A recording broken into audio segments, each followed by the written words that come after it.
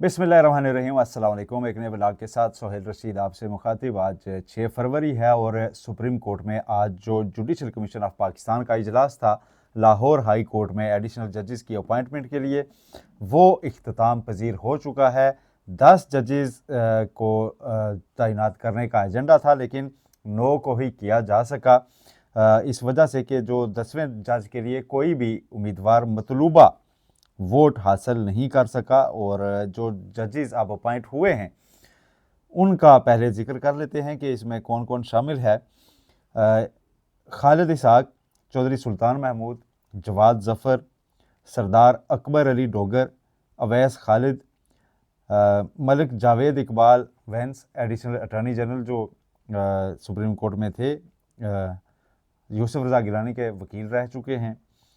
Pakistan peoples party के अक्सर cases में जाली अकाउंट स्कैंडल में भी वकालत के लिए आते थे और ओवरऑल एक प्रोफेशनल वकील हैं, उनको भी जज अपॉइंट कर दिया गया है। इसके अलावा एहसन रज़ा काज़मी, हसन नवाज़ मखदूम, मलक वकार हैदर अवान को भी एडिशनल जज अपॉइंट कर दिया गया है। ये मंजूरी कसरत राय से दे दी गई है और ज़राए के मुताबिक ये सारी नामजदगियाँ जो हैं वो chief justice Lahore high court justice Aliya Neelam की जो नामजदगियाँ थी उन्होंने ही वोट में, जब वोटिंग में उनके नाम डाले गए तो उन्होंने ही मतलूबा वोट हासिल किए और वही जज अपॉइंट हुए हैं। पाकिस्तान तहरीक इंसाफ की जो अरकान हैं वो तो बस नशिस्तम बर्खास्तम के लिए ही होते हैं। उनका ख़ुद ये कहना है कि उनके पास चूँकि नंबर पूरे नहीं हैं, 26वीं आईनी तरमीम के बाद वो बेबस हैं, लाचार हैं, वो अपनी कोई अपॉइंटमेंट करवा नहीं सकते।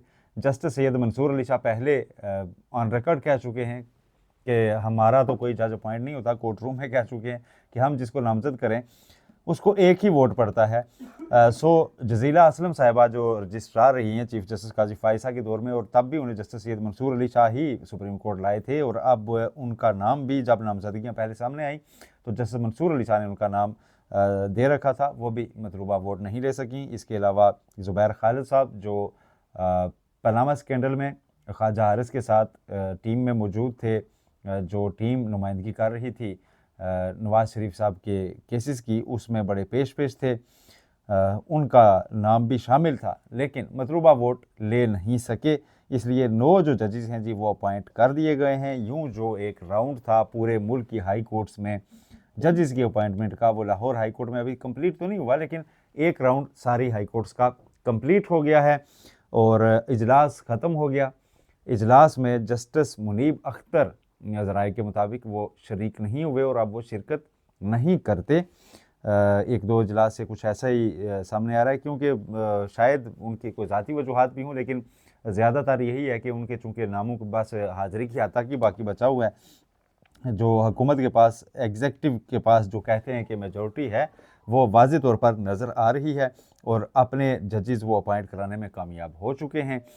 और अब आज से ठीक 4 दिन बाद सुप्रीम कोर्ट में जजेस की अपॉइंटमेंट का मामला भी दरपेश होगा, वो मरहला भी सरअंजाम पा जाएगा। अगरचे वकला की जानिब से बहुत ज़्यादा कोई सख्त मुतालबा तो नहीं, लेकिन कहीं ना कहीं आवाज़ें हैं कि इसको ख़त्म किया जाए, फ़िलहाल ना की जाए ये अपॉइंटमेंट्स, इस सिलसिले को रोका जाए, पहले 26वीं आईनी तरमीम का केस जो है उसको डिसाइड किया जाए, क्योंकि उस पर नोटिस हो चुके हैं।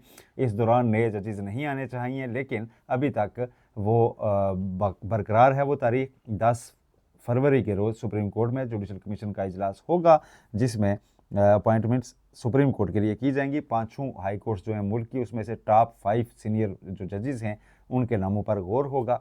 बुनियादी तौर पर 25 नाम आ जाएंगे, उसमें से 8 को सुप्रीम कोर्ट ऑफ पाकिस्तान में अपॉइंट किया जाना है। 10 तारीख का वो एजेंडा भी है। और यूँ जो एक पूरी 26वीं आईनी तरमीम के बाद जुडिशरी, जिसे अपोजिशन कहती है कि कोर्ट पैकिंग हो रही है, जो तनकीद करने वाले हैं वो यही कहते हैं कि कोर्ट्स को अपनी मर्ज़ी के जजों से भरा जा रहा है और अगले 10 साल या 15 साल की प्लानिंग हो रही है कि जुडिशरी की साइड से हमें कोई भी ऐसी कोई रुकावट कभी सामने ना आए और हम अपना जो सिलसिला है उसको चलाए रखें। इसी तरह ऐसी प्लानिंग्स पहले भी होती रहती हैं, जब भी कोई सेटअप आता है कहा जाता है ये इतने साल के लिए, इतने साल के लिए है, लेकिन जुडिशरी का क्या भरोसा। Judiciary at the end judiciary और 26वीं आईनी तरमीम का अभी जब फैसला होना बाकी है तो उसमें कुछ भी अभी कहा नहीं जा सकता पूरी कतईयत के साथ कि जी इसमें कामयाबी ही कामयाबी हुकूमत के लिए होगी, चूँकि ये वो कर गुजरे हैं। तो बहरहाल फ़िलहाल अपने वो जजेस अपॉइंट करने में वाज़ेह तौर पर कामयाब हो रहे हैं। एडिशनल जजेस अब लाहौर हाई कोर्ट में भी अपॉइंट किए जा चुके हैं, हल्फ लेना बाकी रह गया है। और हल्फ लेने से याद आता है इस्लामाबाद हाई कोर्ट के वो जजेस जिनको ट्रांसफ़र करके लाया गया, उनसे मुतालिक जो पहले से मौजूद जजेस हैं जिन्होंने ख़त भी लिखा था 5 जजेस, वो अभी तक कह रहे हैं कि उनका हल्फ नहीं हुआ, लिहाजा वो हाई कोर्ट के जज नहीं है, लेकिन उनकी रिप्रेजेंटेशन अभी तक डिसाइड नहीं हुई और इम्कान भी अभी तक तो नहीं लगता।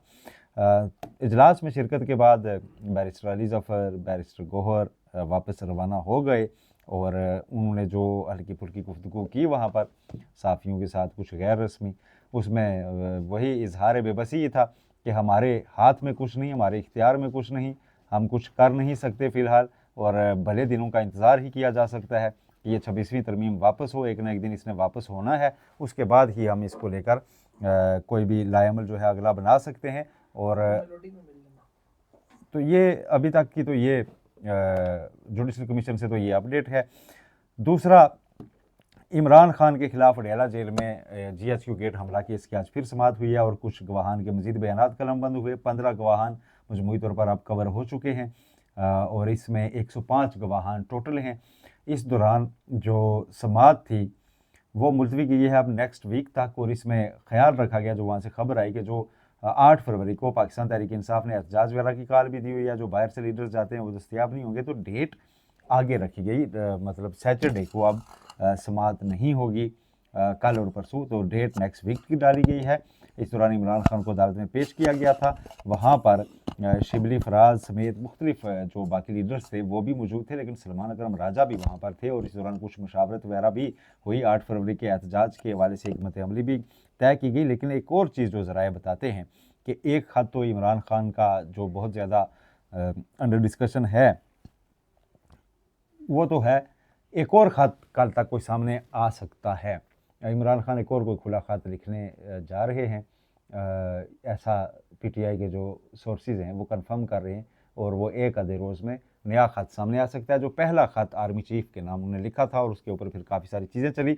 आज पाकिस्तान तहरीक इंसाफ ने उस पर अपना मौक़िफ़ थोड़ा क्लियर किया है और एक तो ऑफिशियली भी अपने ट्विटर हैंडल से और सोशल मीडिया पोस्ट से पाकिस्तान तहरीक इंसाफ ये कह रही है जी कि ये ख़त एक्चुअली तो खुला ख़त था, बस ये कहीं पे बाकायदा भेजा नहीं गया, ये ट्विटर वगैरह पर ही मौजूद है। और खुले ख़त का मतलब ये होता है, फिर वो डिफ़ाइन कर रहे हैं जी कि ओपन लेटर का मतलब ये होता है कि ये सारे लोगों के लिए पढ़ने के लिए हो बेशक किसी एक इंडिविजुअल या एक एंटिटी के लिए हो, लेकिन पढ़ने के लिए सब के लिए हो, तो इसको ऐसे ही पब्लिक में मतलब for media for the sake of discussion जारी किया जाता है और उसमें बंदा अपनी तजावीज़ और ला देता है।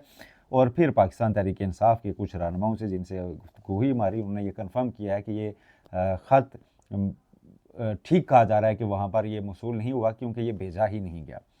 ये ख़त बाकायदा अरसाल नहीं किया गया किसी पते के ऊपर कि जी फ़लाँ जगह इसको पहुँचाया जाए, और सिर्फ एक डिस्कशन के लिए इसको सोशल मीडिया वगैरह पे डाला गया था और मीडिया के सामने कहा गया था जी कि ये बेसिकली हमारे ख़यालात हैं जो वहाँ पहुँचने चाहिए, तो ख़यालात डिलीवर करने थे, ख़त बाकायदा पोस्ट ऑफिस के ज़रिए वहाँ नहीं पहुँचाना था। यह पाकिस्तान तहरीक इंसाफ का आज का मौक़िफ़ है।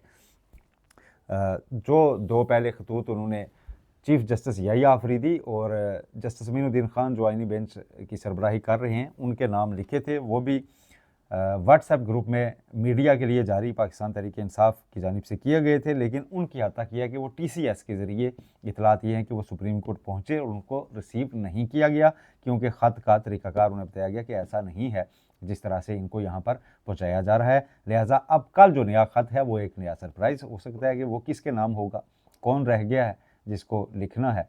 शायद सियासी ताकतें ही जिनकी तरफ कहा जा रहा है कि पाकिस्तान तहरीक इंसाफ ने अगर बात करनी है तो उनको एड्रेस कीजिए।